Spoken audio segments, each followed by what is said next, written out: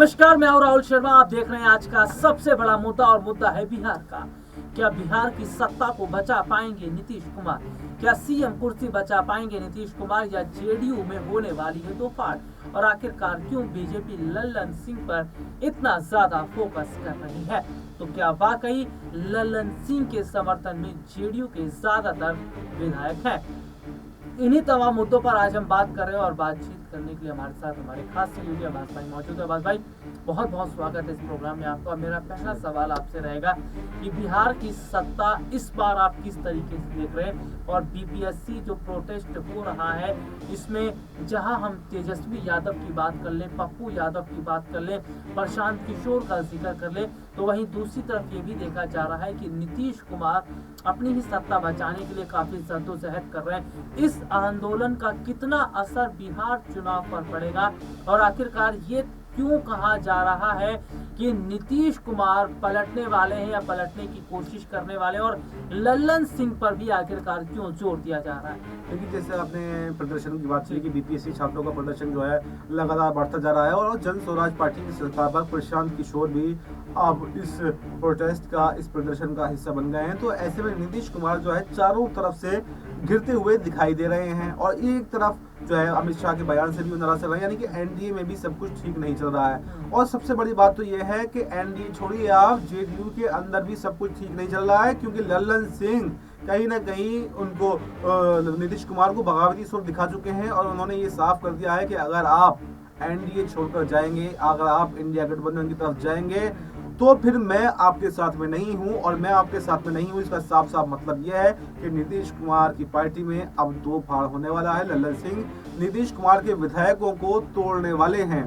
तो ऐसे में अब ये जो बिहार का चुनाव है वो काफी दिलचस्प हो गया है और इसमें ऐसे कयास भी लगाए जा रहे हैं, जैसे आपने बताया कि नीतीश कुमार लालू यादव की तरफ जा सकते हैं, क्योंकि जब इंसान घिरने लगता है, जब इंसान के पास कोई रास्ता नहीं होता है, तब वो दूसरे ऑप्शन की तलाश में निकल पड़ता है, चाहे वो नीतीश कुमार हो या फिर आम आदमी कोई भी हो। जब उसकी तरफ चारों रास्ते बंद हो जाते हैं, जब बीजेपी ये कह देती है कि साहब हम ये तो चुनाव आने पे बताएंगे कि किसके नेतृत्व में चुनाव लड़ना है, यानी कि जब मुख्यमंत्री रहते हुए भी आपकी वो इज्जत, आपकी वो जो रुतबा पार्टी के अंदर, जो सरकार के अंदर होना चाहिए, वो आपको दिखाई नहीं पड़ता है, तो कहीं ना कहीं आपको बुरा तो लगेगा ही। और आप ऐसे में ही इंसान क्या है, फिर दूसरी तरफ जाने का सोचता है। तो शायद यही नीतीश कुमार के साथ में भी हो रहा है। नीतीश कुमार को वो इज्जत, वो रुतबा नहीं मिल पा रहा है जो वो सोचकर बीजेपी के साथ में आए थे। लेकिन देखना ये काफी दिलचस्प होगा कि नीतीश कुमार क्या चुनाव से पहले पहले एक बार पलटी मारेंगे, और अगर पलटी मारते हैं तो लल्लन सिंह क्या उनके साथ में जाएंगे या नहीं जाएंगे। और देखिए, सबसे बड़ी बात है जो बीपीएससी प्रोटेस्ट का हम जिक्र कर रहे हैं, मैं लगातार अपने दर्शकों को उन खबरों का एक एक अपडेट अपने चैनल पर हम दे रहे हैं। हर एक जानकारी अपने दर्शकों को बीपीएससी से जुड़ी दे रहे हैं कि क्या माहौल है, क्या स्थिति देखी जा रही है। लेकिन इसमें एक सवाल ये भी खड़ा हो जाता है कि आखिरकार क्यों इस बार बीजेपी फंस रही है, और इस बार क्यों ये कहा जा रहा है कि एनडीए ने डिसाइड नहीं किया है कि नीतीश कुमार सीएम चेहरा रहेंगे या नहीं रहेंगे। अब्बास भाई, मेरा एक सवाल है कि अभी हाल ही में जो बिहार के डिप्टी सीएम है, उनका एक बयान सामने आया जिसमें उन्होंने कहा कि सही मायने में अटल जी को श्रद्धांजलि तब मिल पाएगी जब सरकार जो है, जब यहाँ का जो मुख्यमंत्री है वो बीजेपी को होगा, जब सरकार बीजेपी की होगी।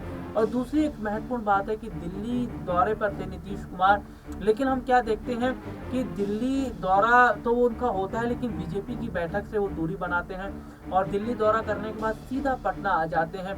और एनडीए से भी काफी हद तक अगर हम कहें तो अलग अलग होते नजर आ रहे। तो चल नीतीश कुमार के मन में क्या रहा है और आखिरकार नीतीश करने क्या वाले हैं? देखिए, नीतीश कब क्या करने वाले हैं ये तो मैंने आपको बताया कि वो किसी को भी नहीं पता होता है, कि सिर्फ अनुमान लगाया जा सकता है कि नीतीश कुमार नाराज हैं, लेकिन कब क्या वो करने वाले हैं ये तो उनकी पार्टी के खुद जो नेता हैं, हाँ। जो बड़े बड़े प्रवक्ता हैं, उनको भी ये मालूम नहीं होता है कि नीतीश कुमार क्या करने वाले हैं। ना तो एनडीए में जिसके साथ में वो रहते हैं उनके सहयोगी दलों को भी ये मालूम नहीं होता है कि नीतीश कुमार कब पलटने वाले हैं। क्यों, आपने देखा था जब 2022 में आरजेडी छोड़कर नीतीश कुमार ने एनडीए को ज्वाइन किया था, तो तेजस्वी यादव ने क्या कहा था कि एक बार बता तो देते हैं, यानी कि तेजस्वी यादव को उन्होंने एक बार बातचीत भी नहीं करना समझा कि आखिर परेशानी क्या है, आखिर बात क्या है। यानी कि नीतीश कुमार बात नहीं करते हैं बल्कि सीधा फैसला ले लेते हैं कि अब मेरा मन नहीं है तो मैं सीधे पलटी मार रहा हूँ। तो ये तो कहना, जो आपने सवाल पूछा कि नीतीश कुमार के मन में क्या चल रहा है, तो मन में क्या चल रहा है ये तो कोई नहीं बता सकता, लेकिन ये कयास जरूर है कि नीतीश कुमार जो है एनडीए से नाराज चल रहे हैं और अमित शाह के उस बयान से खास तौर से नाराज चल रहे हैं जो अम्बेडकर को लेकर दिया गया था। उसकी नाराजगी की वजह भी मैं आपको बता देता हूँ। उसकी नाराजगी की वजह साफ साफ ये है कि जो अम्बेडकर पे दिया बयान था उससे दलित वोट बैंक और पिछड़ा वोट बैंक, अल्पसंख्यक वोट बैंक जो है वो बीजेपी से छिड़कता हुआ दिखाई दे रहा है, वो नीतीश कुमार की पार्टी से भी छिड़कता हुआ दिखाई दे रहा है। और नीतीश कुमार ये नहीं चाहते कि बीजेपी का नुकसान, बीजेपी की वजह से हुआ नुकसान नीतीश कुमार को भी भुगतना पड़े, क्योंकि नीतीश कुमार अपने आप में एक मंझे हुए नेता हैं, एक सियासी काफी समय से जो है वो सियासत में एक्टिव हैं, तो वो जानते हैं कि क्या दांव पेच मुझे खेलना है। तो इस ऐसे समय में उनको ये लग रहा है कि एनडी की वजह से यानी बीजेपी की वजह से मेरा वोट बैंक जो है मुझसे खिसक रहा है, तो मैं क्यों ना ऐसा काम करूं कि जो अपना वोट बैंक में बचा करके ले जाऊं। क्योंकि अगर वोट बैंक ही अगर आपकी पार्टी के नहीं रहेगा, आपके विधायक ही चुन करके नहीं आएंगे, तो फिर आप मुख्यमंत्री भी नहीं बन सकते। ये बात से नीतीश कुमार बखूबी वाकिफ हैं और यही सोचकर उन्होंने ये मन बनाया है। कहीं ना कहीं जो कयासों के बता रहे हैं, जो सूत्र हैं हमारे, उनसे ये खबर मिली है कि नीतीश कुमार ने ऐसे में ये मन बना लिया है कि अब वो इंडिया गठबंधन की तरफ जा सकते हैं, जिससे कि उनका वोट बैंक भी सुरक्षित रहेगा और एक बार फिर से मुख्यमंत्री बनने के चांस जो है वहां पर मिलते हुए दिखाई देंगे। जबकि एनडीए में ऐसे चांस लग रहे हैं, इस बार का चुनाव ऐसा लग रहा है कि नीतीश कुमार के नेतृत्व में नहीं लड़ा जाएगा और यहाँ पर उनको बड़ा नुकसान हो सकता है। और जी देखिए, बहुत बड़ी बात है कि नीतीश कुमार को यहाँ पर नुकसान होने की बात कही जा रही है।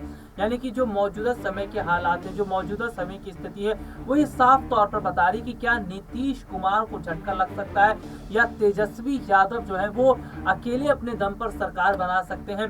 लेकिन इन सब के बीच में लल्लन सिंह की जिस तरीके से भूमिका नजर आ रही है, या ये कहा जा रहा है कि लल्लन सिंह ही है जो नीतीश कुमार को बर्बाद कर सकते हैं। और मैं अब्बास भाई महाराष्ट्र का जिक्र कर लेता हूं, तो हम महाराष्ट्र में क्या देखते हैं कि शिंदे ने उद्धव ठाकरे के साथ गद्दारी की और उद्धव को भी नहीं पता था कि शिंदे ऐसा करेंगे। वो विधायकों को लेकर बीजेपी के साथ हाथ मिला लेते और आखिरकार क्या हाल आज शिंदे का है वो हम आप बेहतर तरीके से जानते हैं, ऑडियंस बेहतर तरीके से जानती है।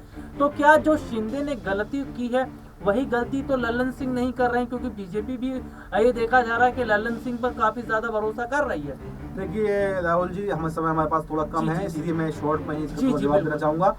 आपने बिल्कुल सही इसका कंपैरिजन किया है बिहार की राजनीति का महाराष्ट्र से। ये देखा जा रहा है और तमामी ये कयास लगाए जा रहे हैं कि लल्लन सिंह जो है शिंदे की राह पर चलने को तैयार हैं, और लेकिन वो ये नहीं समझ रहे हैं कि अगर मैं शिंदे की राह पर चलता हूँ तो जैसे शिंदे का राजनीतिक जो सियासी सफर है वो खत्म हो गया है लगभग, और जो बचा हुआ है वो अगले चुनाव में खत्म हो जाएगा, तो मैं भी खत्म हो सकता हूँ। लेकिन क्या है, इंसान को उसके दूध के नीचे का पानी दिखाई नहीं देता, उसको खाली मलाई दिखाई देती है। जब मलाई मिल रही होती है तो पानी पर नजर किसी की नहीं जाती है। और शायद मैं कहना चाहता हूँ लल्लन सिंह भी यहाँ पर यही भूल करने वाले हैं, यही भूल करने जा रहे हैं, क्योंकि इस वक्त उनको मलाई दिखाई दे रही है। कहीं ना कहीं लल्लन सिंह को सीएम पद तक का ऑफर भी दिया गया है कि अगर आप नीतीश कुमार के 22 से 25 विधायक को तोड़ करके ले आते हैं तो हम बहुमत में आ जाएंगे और जो सीएम है वो लल्लन सिंह को बना दिया जाएगा। तो यही सब देखकर अभी मैं समझता हूँ लल्लन सिंह को एक सीख लेनी चाहिए महाराष्ट्र की राजनीति को देखकर कि कैसे शिंदे का करियर बर्बाद हुआ। लेकिन अगर